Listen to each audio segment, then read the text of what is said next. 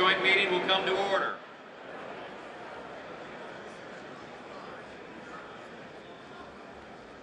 The chair appoints as members of the committee on the part of the House to escort His Excellency Benjamin Netanyahu, Prime Minister of the State of Israel, into the chamber. The gentleman from Louisiana, Mr. Scalise. The gentleman from Minnesota, Mr. Emmer. The gentlewoman from New York, Ms. Stefanik. The gentleman from Pennsylvania, Mr. Reschenthaler. The gentleman from Alabama, Mr. Palmer. The gentleman from Utah, Mr. Moore. The gentlewoman from Michigan, Mrs. McClain. The gentleman from Texas, Mr. McCall. The gentleman from New York, Mr. Jeffries. The gentlewoman from Massachusetts, Ms. Clark. The gentleman from California, Mr. Aguilar. The gentleman from California, Mr. Liu. The gentlewoman from Florida, Ms. Wasserman Schultz. The gentleman from California, Mr. Sherman. The gentleman from Illinois, Mr. Schneider. And the gentleman from New Jersey, Mr. Gottheimer. The acting President Pro Temp of the Senate, at the direction of that body, appoints the following senators as members of the committee on the part of the Senate to escort His Excellency Benjamin Netanyahu, Prime Minister of Israel, into the House chamber. The senator from West Virginia, Mr. Manchin. The senator from Arizona, Ms. Sinema. The senator from Pennsylvania, Mr. Fetterman. The senator from Kentucky, Mr. McConnell. The senator from South Dakota, Mr. Thune. The senator from Wyoming, Mr. Barrasso. The senator from West Virginia, Mrs. Capito. The senator from Iowa, Ms. Ernst. The senator from Montana, Mr. Daines. The senator from Iowa, Mr. Grassley. The senator from Idaho, Mr. Risch. All members of the escort committee will exit the chamber through the lobby doors.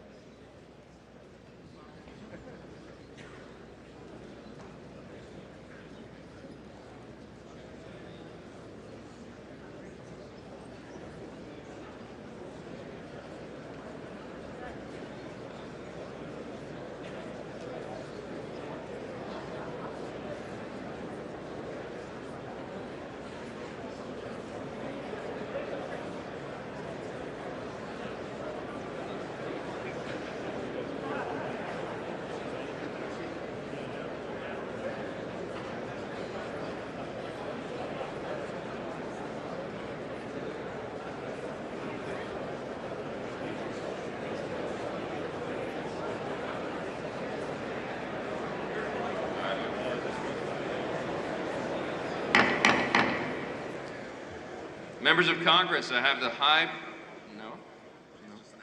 Oh, announcement. Mr. Speaker, the Dean of the Diplomatic Corps.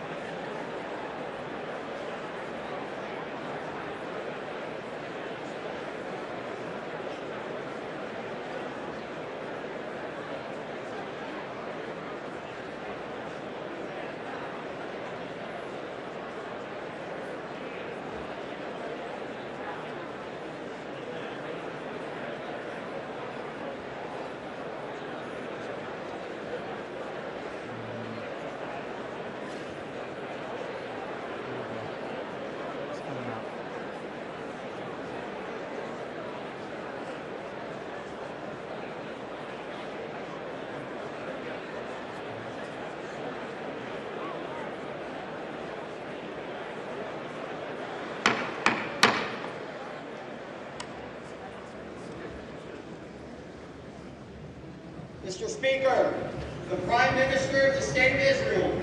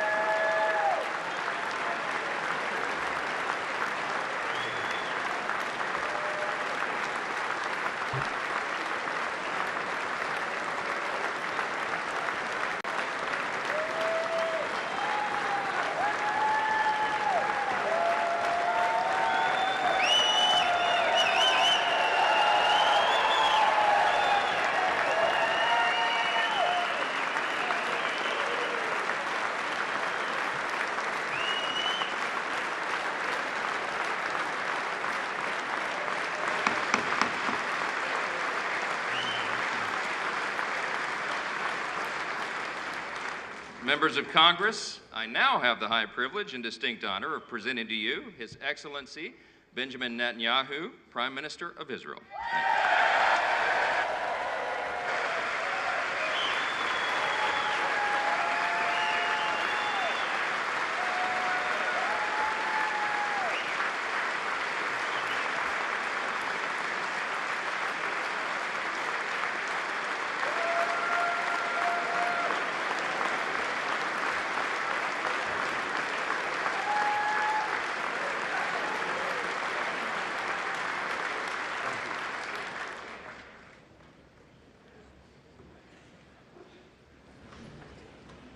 Speaker of the House, Mike Johnson, Senator Ben Cardin, Minority Leader Hakeem Jeffries, Senate Majority Leader Chuck Schumer, Senate Minority Leader Mitch McConnell, Senators, members of Congress, distinguished guests. Mr. Speaker, I want to thank you for giving me the profound honor of addressing this great citadel of democracy for the fourth time.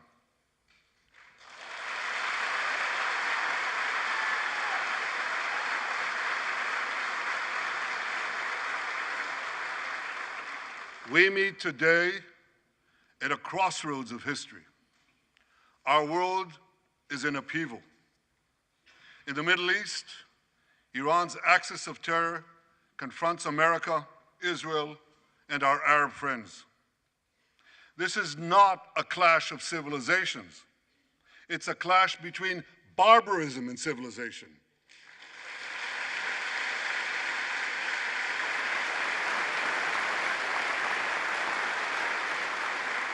It's a clash between those who glorify death and those who sanctify life.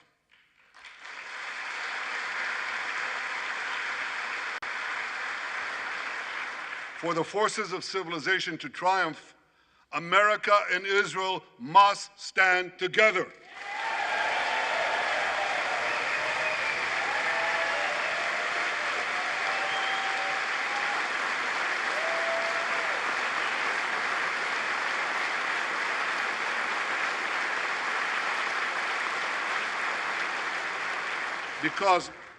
Because when we stand together, something very simple happens.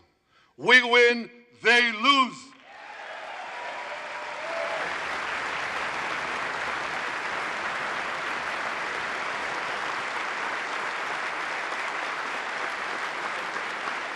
And my friends, I came to assure you today of one thing: we will win.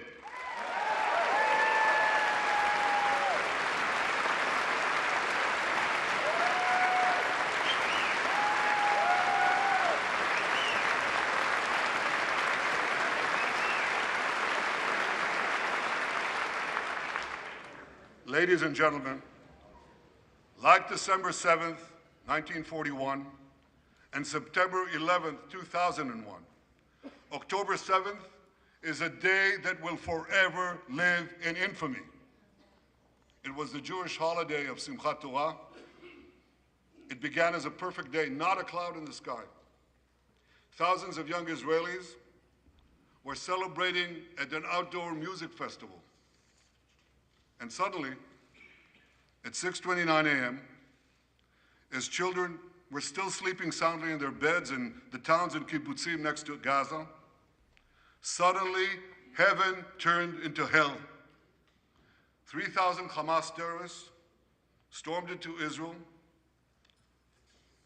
They butchered 1,200 people from 41 countries, including 39 Americans. Proportionately, compared to our population size, that's like 20 9/11s in one day. And these monsters, they raped women, they beheaded men, they burned babies alive, they killed parents in front of their children, and children in front of their parents. They dragged 255 people, both living and dead, into the dark dungeons of Gaza. Israel has already brought home 135 of these hostages, including 7 who were freed in daring rescue operations.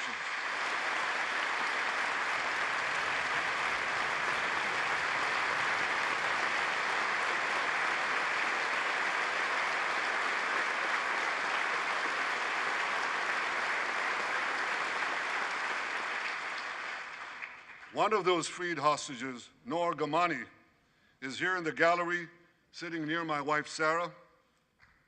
On the morning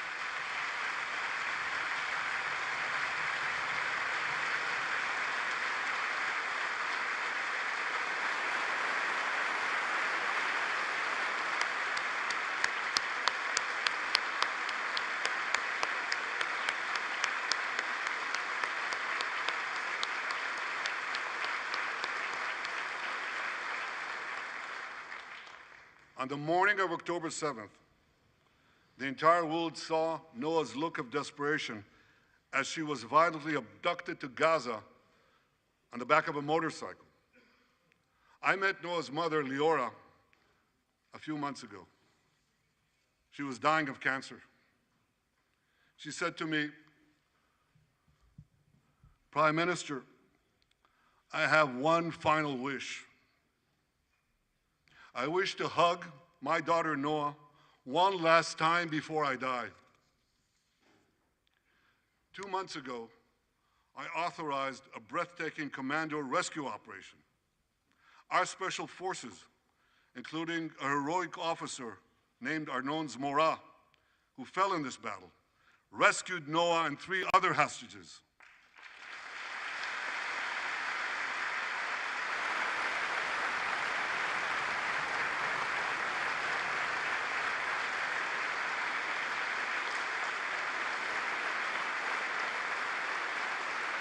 Noah,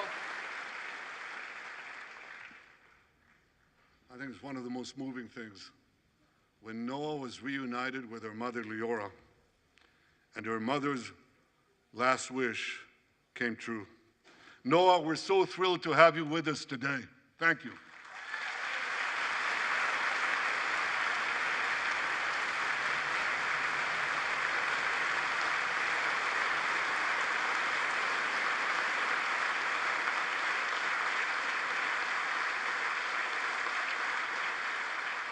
Many hostage families are also here with us today, including Eliyahu Bibas. Eliyahu Bibas is the grandfather of those 2 beautiful red-headed boys, the Bibas boys, toddlers. And they were taken hostage with their mother and and Eliyahu's son. The entire family was taken hostage. 2 beautiful red-haired children taken hostage. What monsters. And with us also is Iris Chaim, whose son, Yotam, bravely escaped Hamas captivity with 2 other Israelis, and tragically they were killed, making their way back to our lines. We have with us also the families of American hostages. They're here.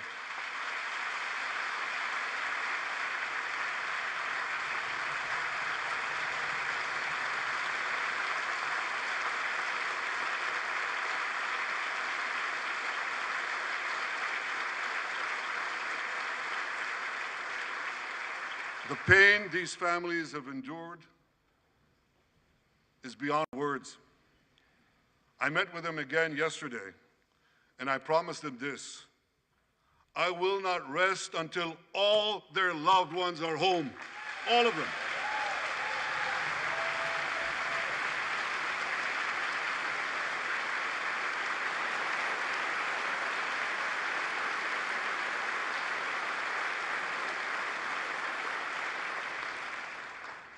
As we speak,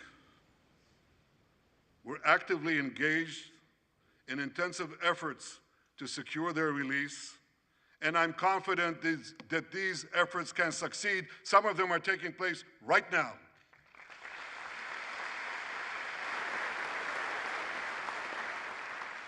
I want to thank President Biden for his tireless efforts on behalf of the hostages and for his efforts to the hostage families as well.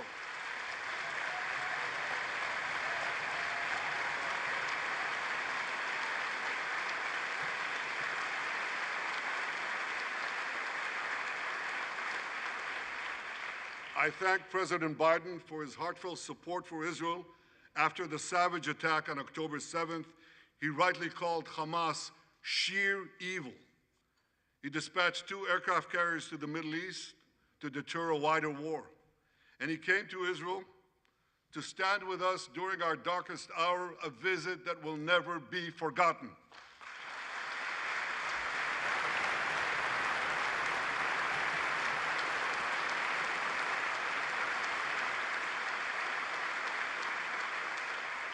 President Biden and I have known each other for over 40 years. I want to thank him for half a century of friendship to Israel and for being, as he says, a proud Zionist. Actually, he says a proud Irish-American Zionist.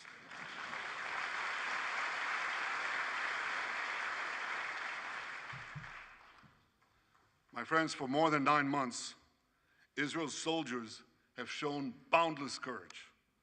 With us today,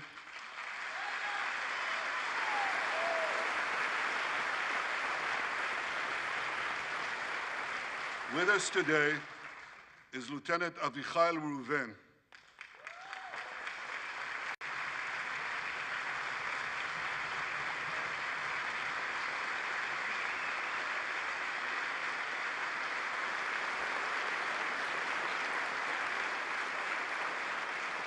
Avichai is an officer in the Israeli paratroopers. His family immigrated to Israel from Ethiopia. In the early hours of October 7th, Avichai heard the news of Hamas's bloody rampage. He put on his uniform, grabbed his rifle, but he didn't have a car. So he ran 8 miles to the front lines of Gaza to defend his people.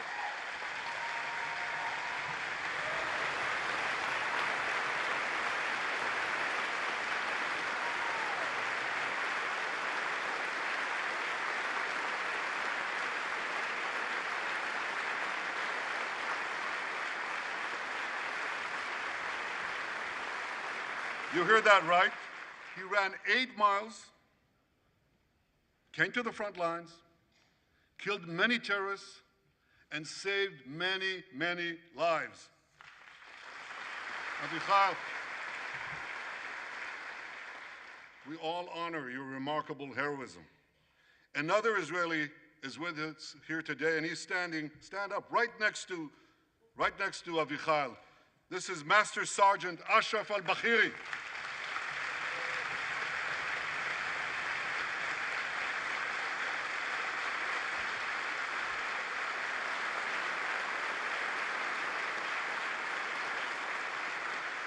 Ashraf is a Bedouin soldier from the Israeli Muslim community of Raat. On October 7th, Ashraf too killed many terrorists. First, he defended his comrades in the military base, and he then rushed to defend the neighboring communities, including the devastated community of Kibbutz Be'eri. Like Ashraf,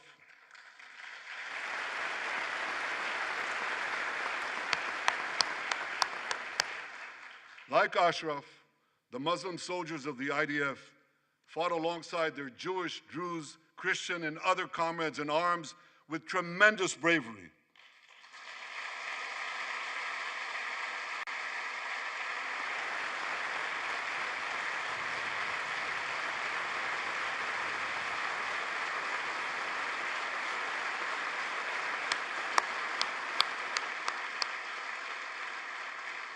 A third hero, Lieutenant Asa Sofer, is also here with us.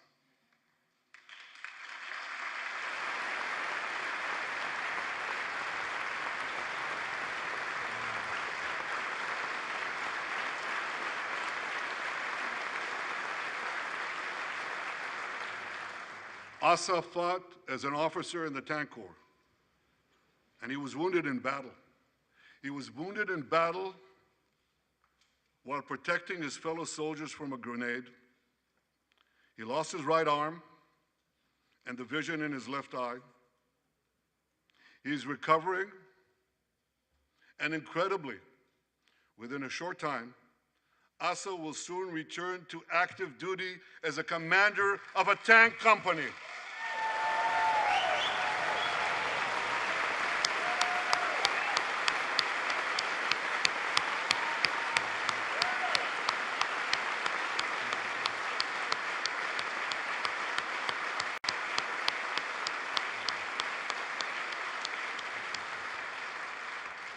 I just learned there is a fourth hero here, Lieutenant Jonathan Ben Chamo, who lost a leg in Gaza and continued to fight.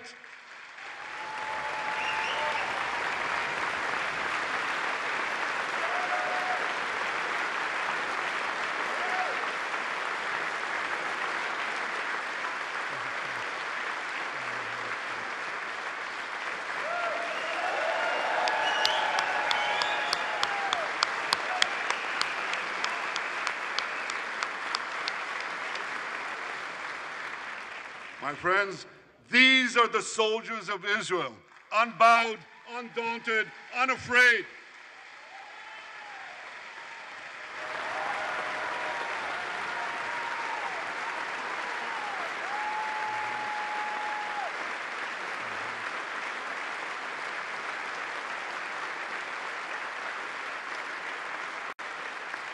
As the Bible says, Am kelavi yakum. They shall rise like lions. They have risen like lions. The lions of Judah, the lions of Israel.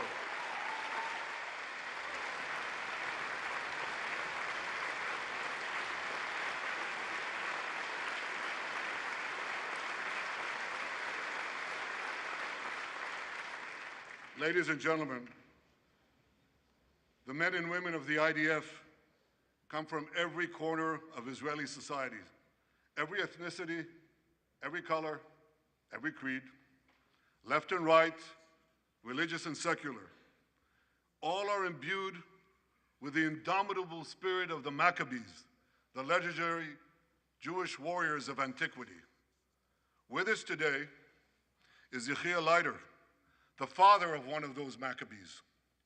Yechiel's father escaped the Holocaust and found refuge in America. As a young man, Yechiel moved to Israel and raised a family of 8 children. He named his eldest son, Moshe, after his late father. Moshe became an exemplary officer in one of our elite commando units. He served with distinction for 2 decades while raising 6 beautiful children of his own. On October 7th, Moshe volunteered to return to combat. 4 weeks later, he was killed when a booby-trapped mine exploded in a tunnel shaft right next to a mosque. At his son's funeral, Yechiel said this: "If the state of Israel had not been established after the Holocaust, the image engraved in our collective memory would have been the photograph of that helpless Jewish boy in the Warsaw Ghetto holding his hands up in the air with Nazi rifles pointed at him.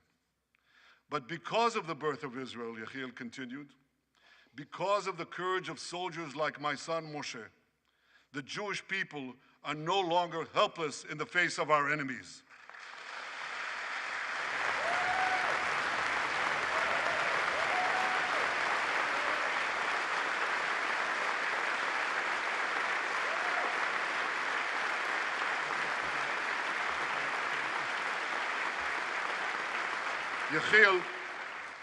Yechiel, please rise so we can honor your son's sacrifice. And I pledge to you and to all the bereaved families of Israel, some of whom are in this hall today, the sacrifice of your loved ones will not be in vain.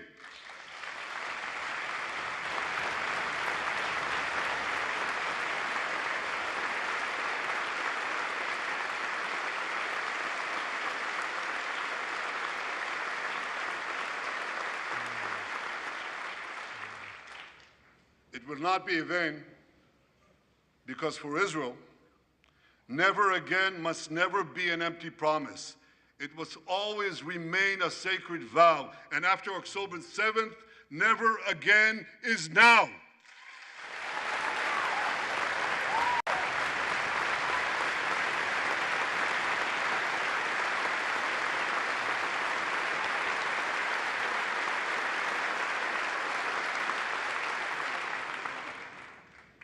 My friends, defeating our brutal enemies requires both courage and clarity. Clarity begins by knowing the difference between good and evil. Yet incredibly, many anti-Israel protesters, many choose to stand with evil. They stand with Hamas. They stand with rapists and murderers. They stand with people who came into the kibbutzim, into a home. The parents hid the children, the 2 babies, in the attic, in a secret attic. They murdered the families, the parents. They found the secret latch to the hidden attic, and then they murder the babies. These protesters stand with them. They should be ashamed of themselves.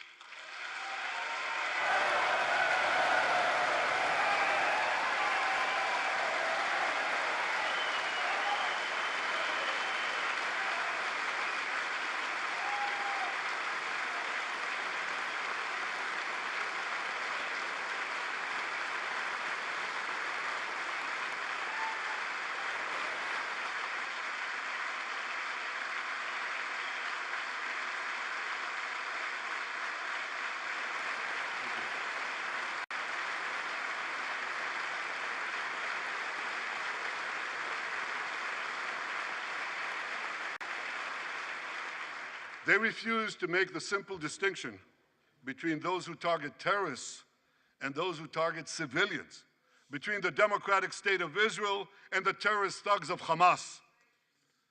We recently learned from the National Security Director, U.S. Director of National Intelligence, that Iran is funding and promoting anti-Israel protests in America. They want to disrupt America. So these protesters burn American flags even on the 4th of July. And I wish to salute the fraternity brothers at the University of North Carolina who protected the American flag against these anti-Israel protesters.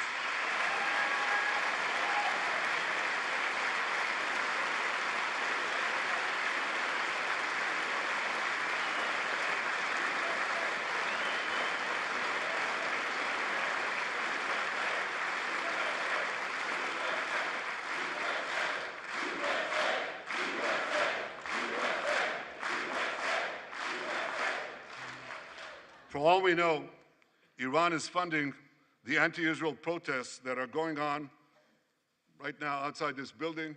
Not that many, but they're there, and throughout the city. Well, I have a message for these protesters. When the tyrants of Tehran, who hang gays from cranes and murder women for not covering their hair, are praising, promoting, and funding you, you have officially become Iran's useful idiots.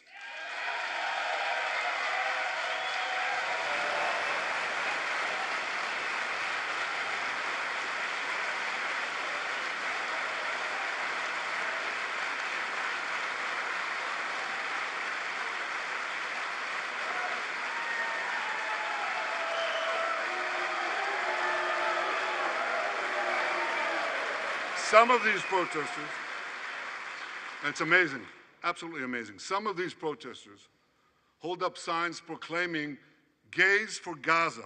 They might as well hold up signs saying chickens for KFC.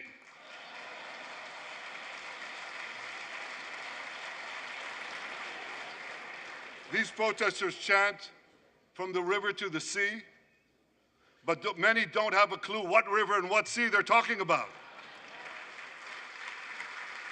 They not only get an F in geography, they get an F in history. They call Israel a colonialist state. Don't they know that the land of Israel is where Abraham, Isaac, and Jacob prayed, where Isaiah and Jeremiah preached, and where David and Solomon ruled?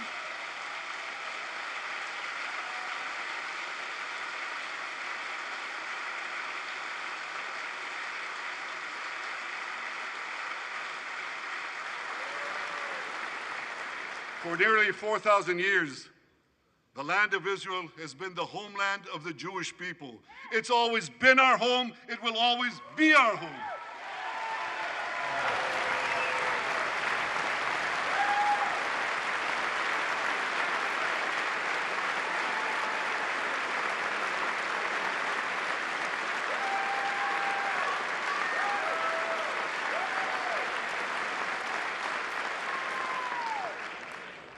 It's not only the campus protesters who get it wrong. It's also the people who run those campuses. 80 years after the Holocaust,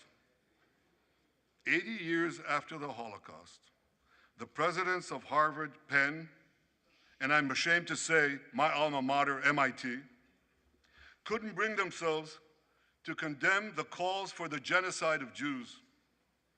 You remember what they said? They said, it depends on the context. Well, let me give these befuddled academics a little context.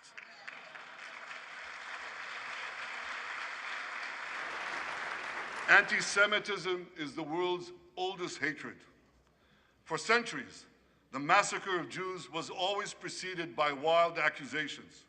We were accused of everything from poisoning wells to spreading plagues, to using the blood of slaughtered children to bake Passover matzahs.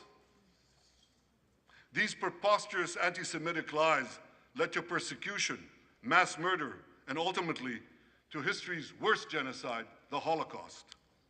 Now, just as malicious lies were leveled for centuries at the Jewish people, malicious lies are now being leveled at the Jewish state. No, don't applaud. Listen.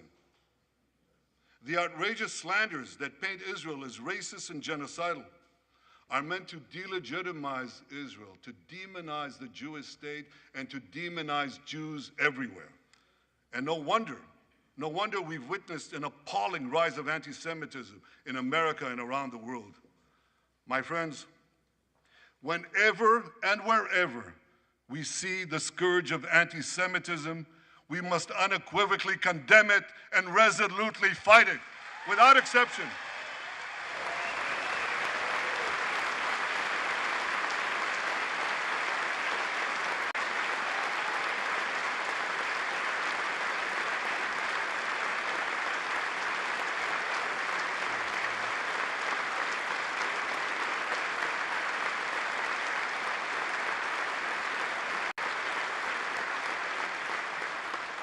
And don't be fooled when the blood libels against the Jewish state come from people who wear fancy silk robes and speak in lofty tones about law and justice. Here's a case in point. The prosecutor of the International Criminal Court has shamefully accused Israel of deliberately starving the people of Gaza. This is utter, complete nonsense. It's a complete fabrication.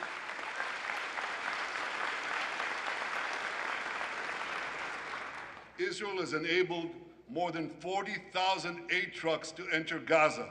That's 500,000 tons of food, and that's more than 3,000 calories for every man, woman, and child in Gaza.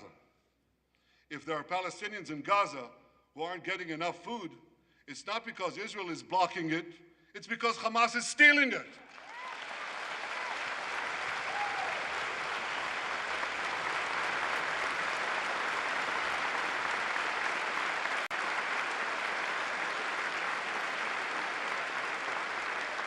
So much for that lie, but here's another.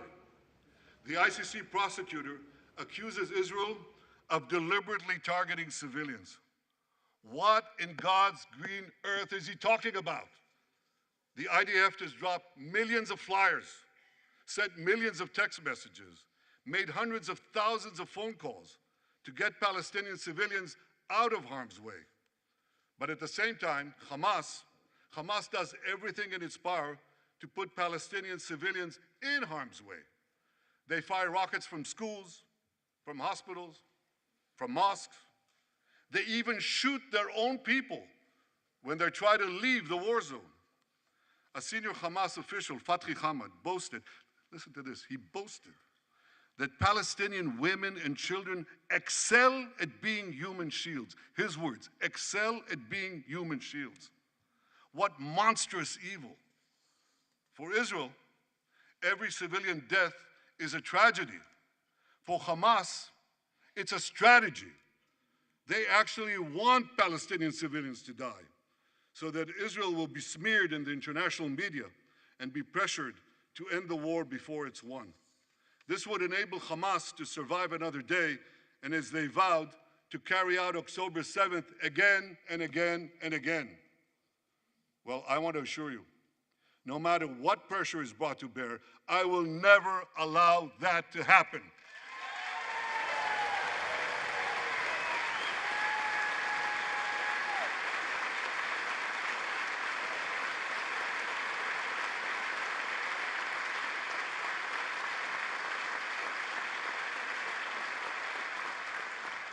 The vast majority of Americans have not fallen for this Hamas propaganda.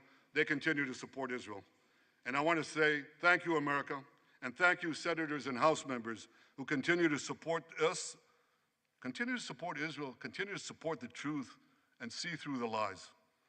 But as for the minority that may have fallen for Hamas's cons job, I suggest you listen to Colonel John Spencer. John Spencer is head of urban warfare studies at West Point. He studied every major urban conflict. I was going to say in modern history. He corrected me, no, in history. Israel, he said, has implemented more precautions to prevent civilian harm than any military in history and beyond what international law requires.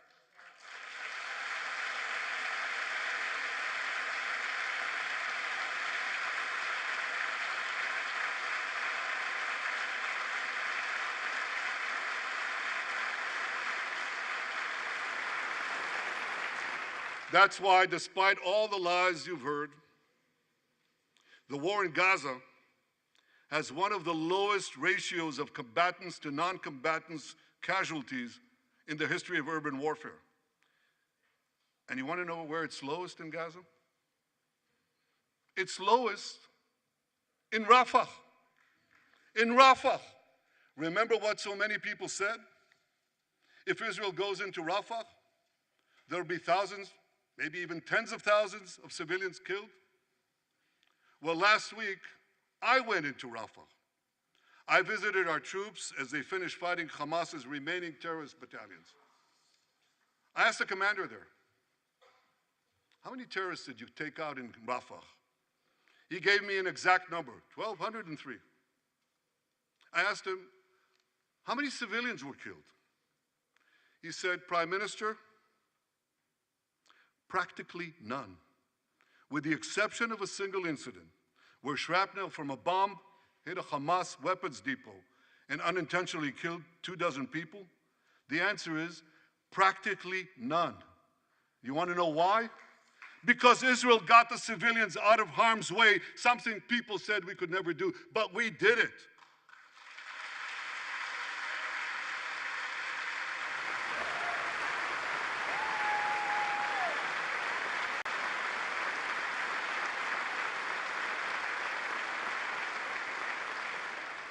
These heroes here today, the heroic soldiers of Israel, should not be condemned for how they're conducting the war in Gaza. They should be commended for it.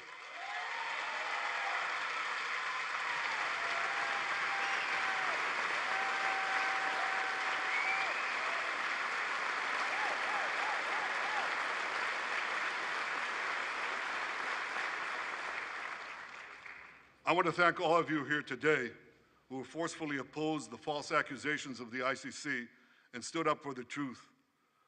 These lies are not only libelous, they're downright dangerous. The ICC is trying to shackle Israel's hands and prevent us from defending ourselves. And if Israel's hands are tied, America is next. And I'll tell you what else is next. The ability of all democracies to fight terrorism will be imperiled. That's what's on the line. So let me assure you, the hands of the Jewish state will never be shackled. Israel will always defend itself.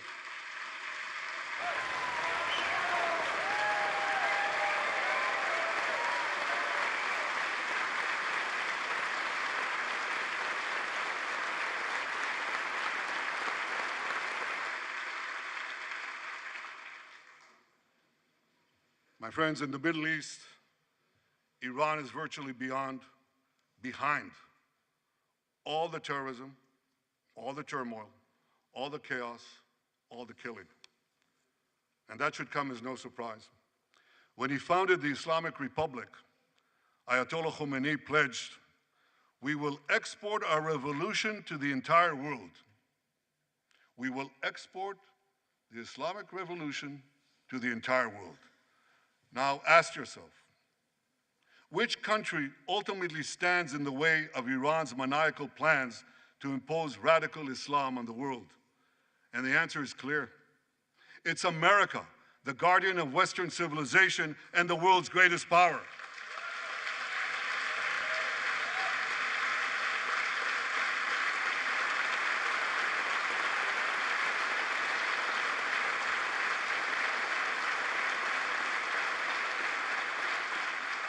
That's why Iran sees America as its greatest enemy.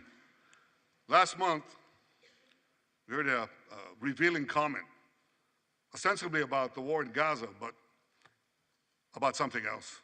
It came from the foreign minister of Iran's proxy, Hezbollah, and he said this: "This is not a war with Israel. Israel," he said, "is merely a tool. The main war, the real war, is with America." Iran's regime has been fighting America from the moment it came to power. In 1979, it stormed the American embassy. It held scores of Americans hostage for 444 days. Since then, Iran's terrorist proxies have targeted America in the Middle East and beyond. In Beirut, they killed 241 US servicemen. In Africa, they bombed American embassies. In Iraq, They supplied explosives to maim and kill thousands of American soldiers. In America, they actually sent death squads.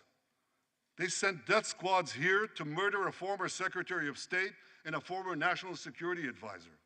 And as we recently learned, they even brazenly threatened to assassinate President Trump. But Iran understands that to truly challenge America, it must first conquer the Middle East. And for this, it uses its many proxies, including the Houthis, Hezbollah, and Hamas. Yet in the heart of the Middle East, standing in Iran's way, is one proud pro-American democracy, my country, the State of Israel.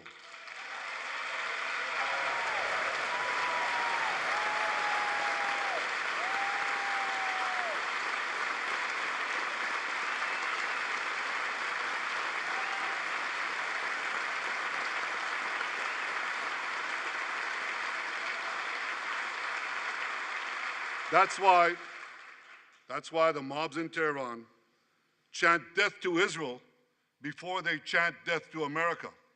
For Iran, Israel is first, America is next. So when Israel fights Hamas, we're fighting Iran. When we fight Hezbollah, we're fighting Iran. When we fight the Houthis, we're fighting Iran.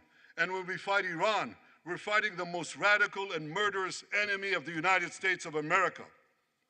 And one more thing. When Israel acts to prevent Iran from developing nuclear weapons that could destroy Israel and threaten every American city, every city that you come from, we're not only protecting ourselves, we're protecting you.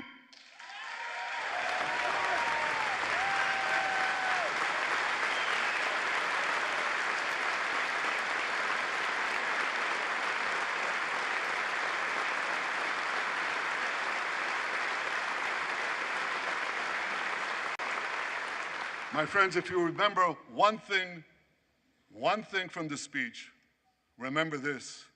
Our enemies are your enemies. Our fight is your fight. And our victory will be your victory.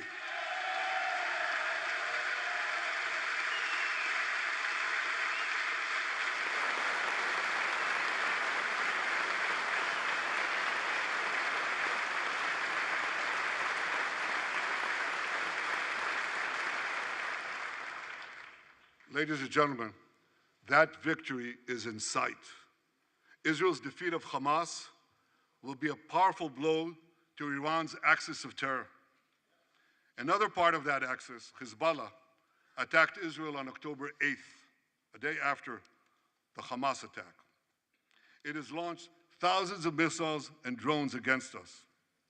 80,000 of our citizens in northern Israel evacuated their homes, becoming effectively refugees in their own land. We are committed to returning them home. We prefer to achieve this diplomatically, but let me be clear. Israel will do whatever it must do to restore security to our northern border and return our people safely to their homes.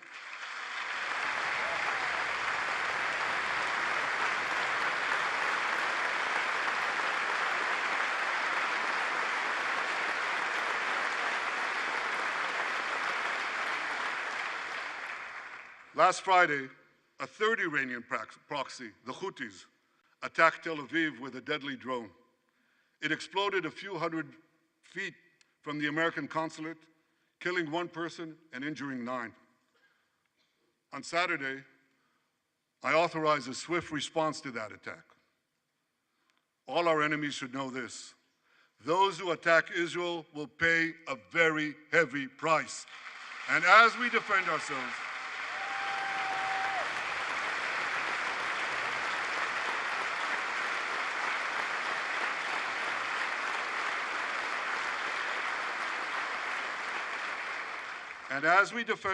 on all fronts, I know that America has our back.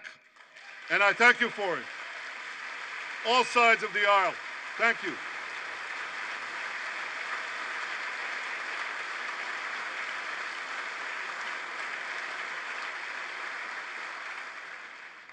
My friends, for decades, America has provided Israel with generous military assistance, and a grateful Israel has provided America with critical intelligence that saved many lives. We've jointly developed some of the most sophisticated weapons on earth. I choose my words carefully. We've jointly developed some of the most sophisticated weapons on earth that help protect both our countries. And we also help keep American boots, we help keep Americans' boots off the ground while protecting our shared interests in the Middle East.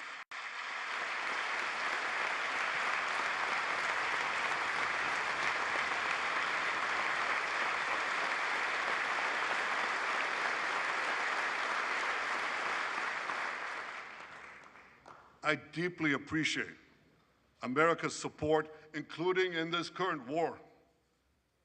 But this is an exceptional moment.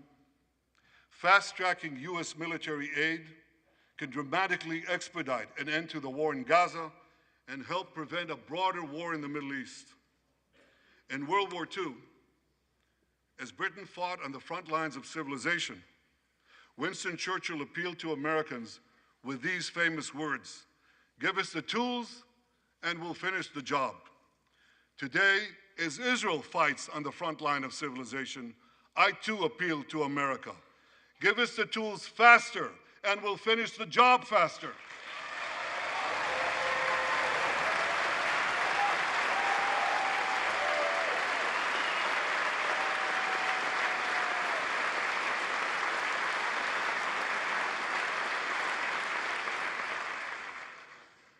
My dear friends, the war in Gaza could end tomorrow if Hamas surrenders, disarms, and returns all the hostages.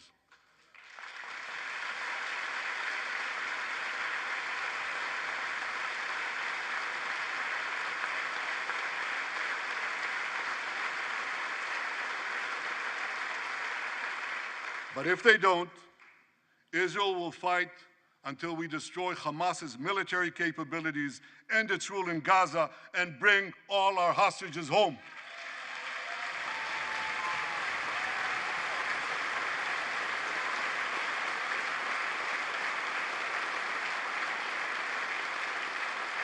That's what total victory means, and we will settle for nothing less.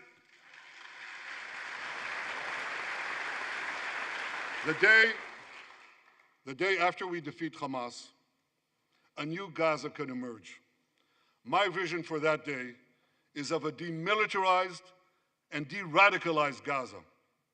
Israel does not seek to resettle Gaza, but for the foreseeable future, we must retain overriding security control there to prevent the resurgence of terror, to ensure that Gaza never again poses a threat to Israel.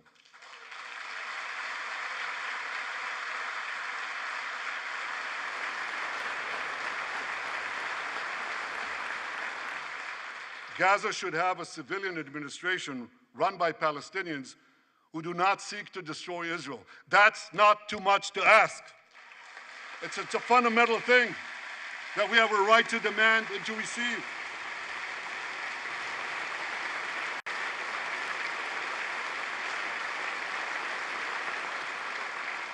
A new generation of Palestinians must no longer be taught to hate Jews, but rather to live in peace with us.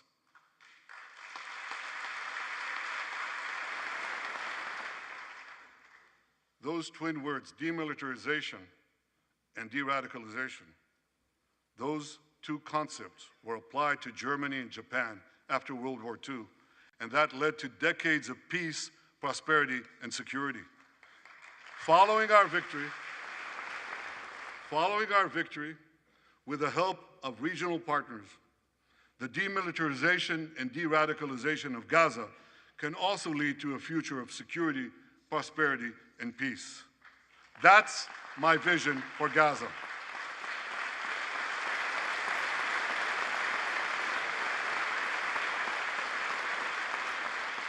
Now here's my vision for the broader Middle East. It's also shaped in part by what we saw in the aftermath of World War II. After that war, America forged a security alliance in Europe to counter the growing Soviet threat. Likewise, America and Israel today can forge a security alliance in the Middle East to counter the growing Iranian threat. All countries that are at peace with Israel and all those countries who will make peace with Israel should be invited to join this alliance. We saw a glimpse of that potential alliance on April 14th. Led by the United States, more than half a dozen nations worked alongside Israel to help neutralize hundreds of missiles and drones launched by Iran against us. Thank you, President Biden, for bringing that coalition together.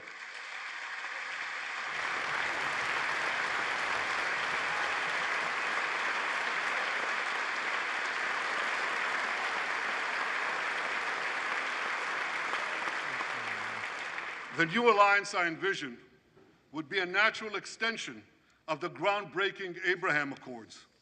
Those accords saw peace forged between Israel and 4 Arab countries, and they were supported by Republicans and Democrats alike.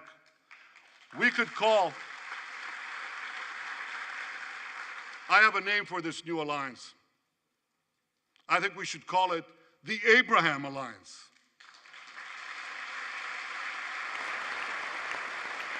I want to thank President Trump for his leadership in brokering the historic Abraham Accords.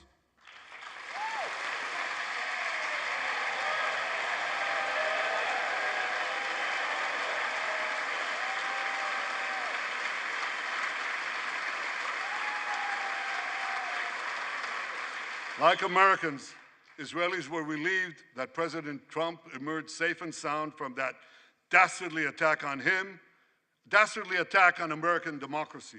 There is no room for political violence in democracies.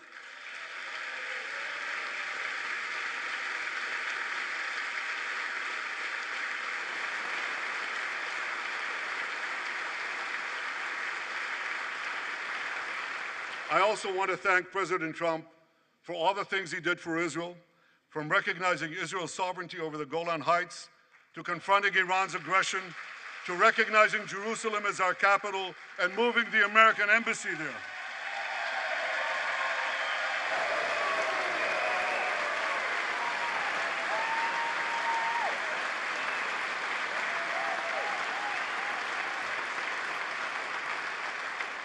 That's Jerusalem, our eternal capital, never to be divided again.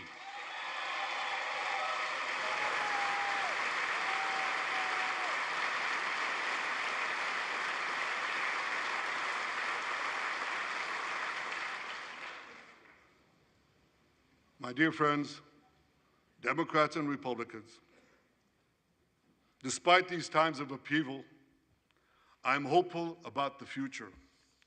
I'm hopeful about Israel because my people, the Jewish people, emerged from the depths of hell, from dispossession and genocide. And against all odds, we restored our sovereignty in our ancient homeland. We built a powerful and vibrant democracy, a democracy that pushes the boundaries of innovation for the betterment of all humanity. I'm hopeful about America because I'm hopeful about Americans. I know how much the people of this country have sacrificed to defend freedom. America will continue to be a force for light and good in a dark and dangerous world. For free peoples everywhere, America remains the beacon of liberty its extraordinary founders envisioned back in 1776.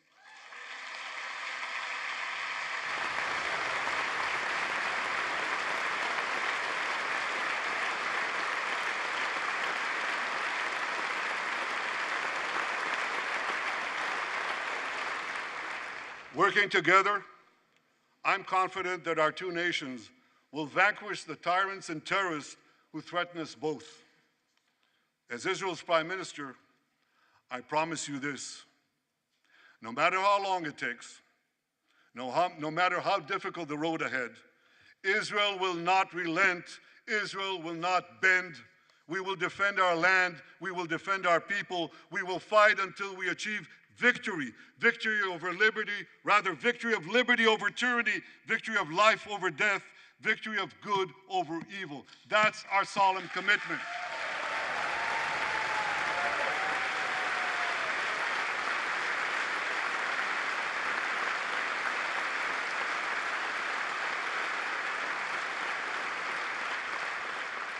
And we will continue to work with the United States and our Arab partners to transform a troubled region from a backwater of repression, poverty, and war into a thriving oasis of dignity, prosperity, and peace.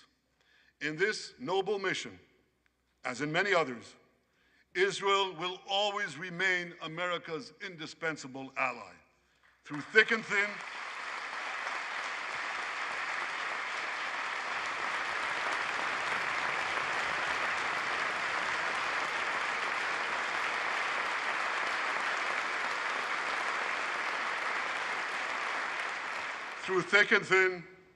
in good times and in bad, Israel will always be your loyal friend and your steadfast partner. On behalf of the people of Israel, I came here today to say, thank you, America. Thank you for your support and solidarity. Thank you for standing in Israel, with Israel, in our hour of need. Together we shall defend our common civilization. Together we shall secure a brilliant future for both our nations.